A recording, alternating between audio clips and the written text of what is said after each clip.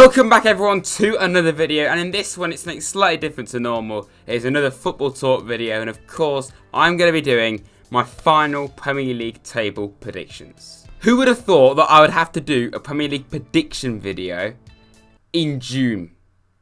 I mean, unless it's a really early prediction for the next season, you never have to do this. Normally you'd maybe doing a late reaction. You would have done a reaction by now. It's so crazy.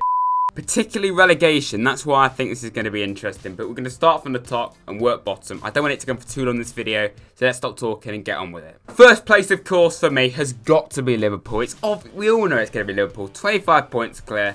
They could potentially win the league title at Everton or Man City, which is just incredible. They've also got to face Palace, of course, very soon. And the only other top 6 sides they've got to face are Arsenal and Chelsea.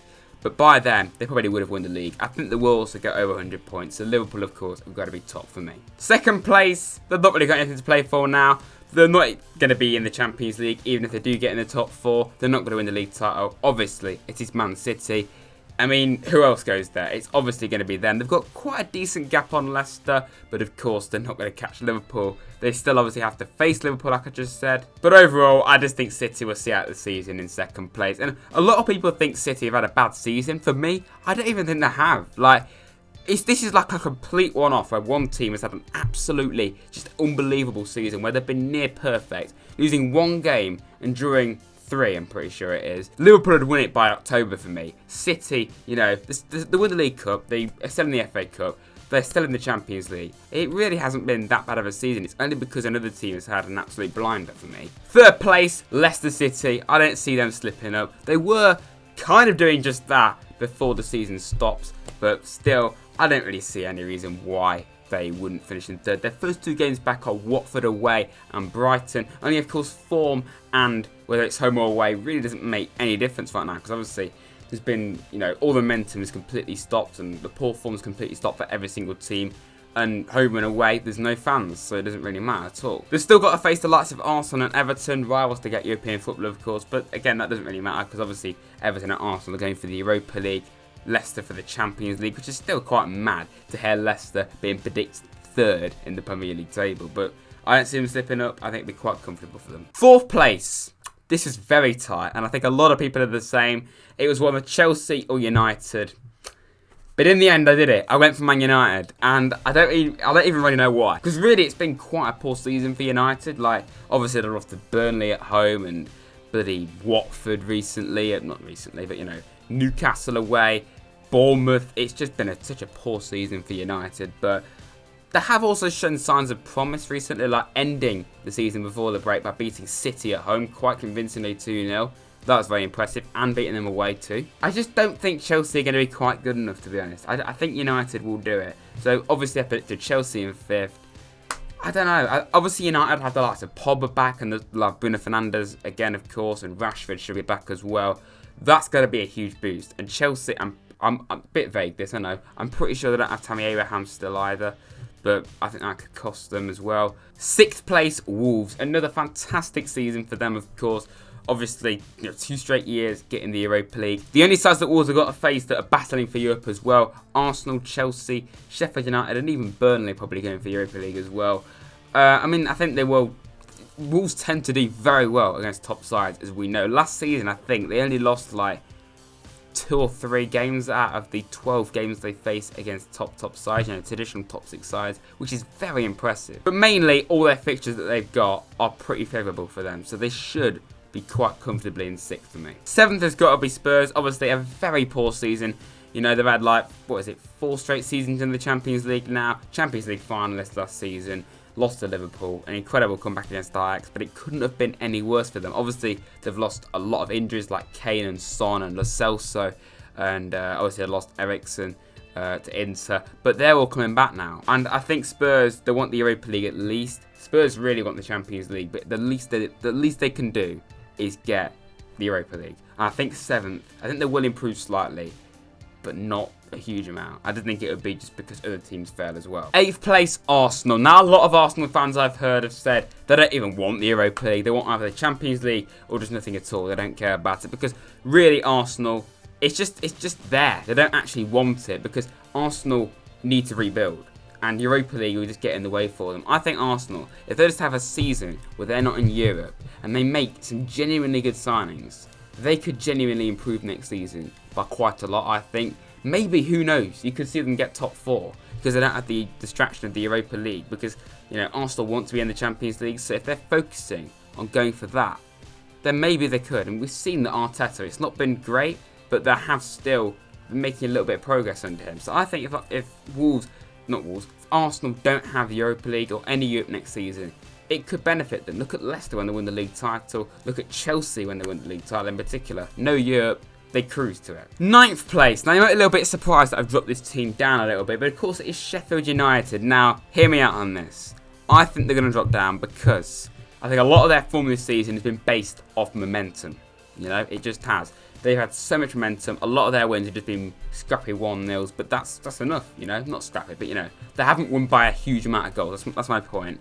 Sheffield United, I think that will cost them a little bit. However, it could also just carry on. I might be completely wrong about that. And plus the fact, they also start to face United, Wolves, Leicester, Everton, Spurs and Arsenal. That could really cost them those games. And if their form does drop a little bit, games like that could really, you know, make it even worse for them. 10th place, Everton. In my opinion, Everton are one of the most frustrating teams to support. Like, obviously, I don't support them, but even to watch, I find them so frustrating. They've got so much talent. Richarlison, Andre Gomez, of course, Calvert-Lewin, Moise Kean from Juventus of all teams.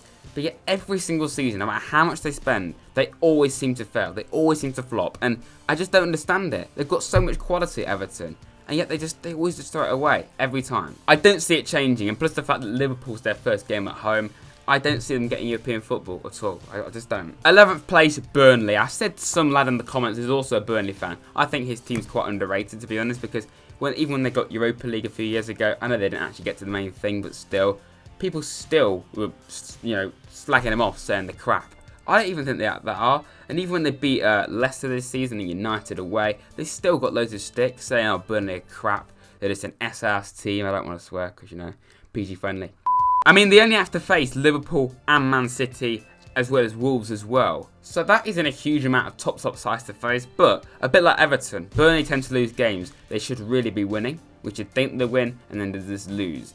So I think that might be the case here. 12th place, Crystal Palace. I don't really know what to say about this team, to be honest. It's not been a bad season for them, of course. I think if the losses are hard, it would have been worse. I think Palace fans would be more than happy with a 12th place finish this season. I think a lot of people said that they'll be in a relegation battle, but they really haven't. However, though, they do start to face Liverpool, Chelsea, United, Wolves, Leicester and Spurs. That's a huge amount of top sides to play. So that could maybe see them go down a little bit, but I have a feeling they might get maybe the odd draw out of a few of them. I don't know, maybe like Wolves or even, you know, a Leicester, Spurs maybe. You could see that happening. 13th place, Southampton. A terrible first half of the season. And it seemed to me that when they lost 9-0, that is 9-0 by the way, let's just remind ourselves, to Leicester at home. Since then, you'd think that would make it even worse, but it's like they reached an all-time low and now they've gone all the way, they're going back up. And obviously Southampton used to be a team that used to get Europe every single season or quite a few times. And, you know, they're promising signs. And as I'm recording this, just literally yesterday, Ralph Hasenhüttl signed a new deal for like 4 years. So they got faith in him. They were actually dipping slightly before the break. They only won 1 in 9, which isn't great. And they still have to face the likes of Arsenal, City, United, and even Sheffield United as well, which isn't great, but they're not in a position really at all to get relegated, so they should be fine. 14th place, Newcastle. Been quite a surprisingly good season for them under Steve Bruce. Obviously, you know, pretty standard, I think. 14th place for Newcastle, and of course, obviously, they could be getting new owners next season, which I think that's what Newcastle fans are just praying and hoping finally comes off. Obviously, it just never seems to happen every single season. Mike Ashley just continues to destroy that football club, and it's such a shame. A club like Newcastle should be doing so much better and not just accepting to stay in the league. They do still have to face the likes of United, City, Spurs, and Liverpool. But the rest of the games, all games, they actually have quite a good chance of maybe even getting a win out of. 15th place, West Ham United. Just like Everton for me, they're another team, a classic example, that have aspirations of getting Europa League football as a minimum. But yeah, they always fail. They always spend a ton of money, like 100 million literally, and it fails. They've got the likes of Philippe Anderson, Issa Diop, Seb Haller, and yet they still struggle. Lanzini, another one. There's another one. It's just amazing. I don't understand it. I think they'll be fine though, but however, their first 4 games back, are Arsenal, Wolves, Spurs and Chelsea, which could also completely prove my point wrong, plus Man United later on too.